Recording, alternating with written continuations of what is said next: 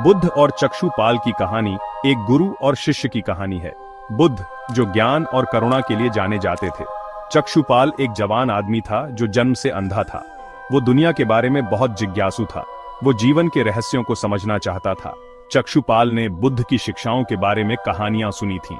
वह उनसे सीखने के लिए उत्सुक था। उसे विश्वास था कि बुद्ध उसके सवालों के जवाब ढूंढने में उसकी मदद कर सकते हैं। एक दिन चक्षुपाल ने बुद्ध को खोजने का फैसला किया। उसने बुद्ध को ढूंढने के लिए एक यात्रा शुरू की। उसकी यात्रा लंबी और कठिन थी, लेकिन बुद्ध से सीखने का उसका दृढ़ संकल्प उसे आगे बढ़ाता रहा।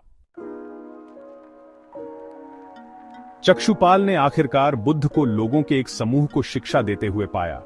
वह उत्सुकता से बुद्ध के पास गया और उनका शिष्य बनने के लिए कहा। बुद्ध ने चक्षुपाल का खुले हाथों से स्वागत किया। वह बुद्ध से दुनिया के बारे में सवाल पूछने लगा। वह वास्तविकता की प्रकृति के बारे में जानना चाहता था। वह दुख और सुख के बारे में उत्सुक था। बुद्ध ने धैर्यपूर्वक चक्षुपाल के सवालों को सुना। बुद्ध ने चक्षुपाल को 4 आर्य सत्यों के बारे में सिखाया। उन्होंने अष्टांगिक मार्ग के बारे में बताया। इन शिक्षाओं ने चक्षुपाल को दुख की प्रकृति को समझने में मदद की। बुद्ध ने चक्षुपाल को बस यूं ही जवाब नहीं दिए। उन्होंने चक्षुपाल को खुद दुनिया का अनुभव करने के लिए प्रोत्साहित किया।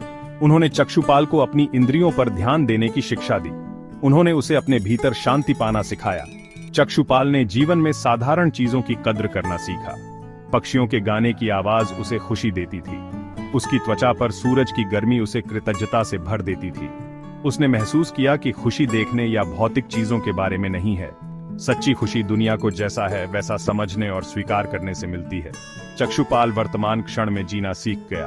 अंधा होने के बावजूद उसे शांति और संतोष मिला। बुद्ध और चक्षुपाल की कहानी हमें विश्वास की शक्ति सिखाती है। बुद्ध में चक्षुपाल के विश्वास ने उसे ज्ञान की ओर ले जाया। कहानी सवाल पूछने के महत्व पर भी प्रकाश डालती है।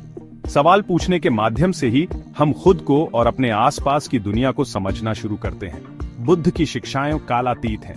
वे आज भी उतनी ही प्रासंगिक हैं जितनी हजारों साल पहले थीं। वे हमें याद दिलाती हैं कि सच्ची खुशी भीतर से आती है।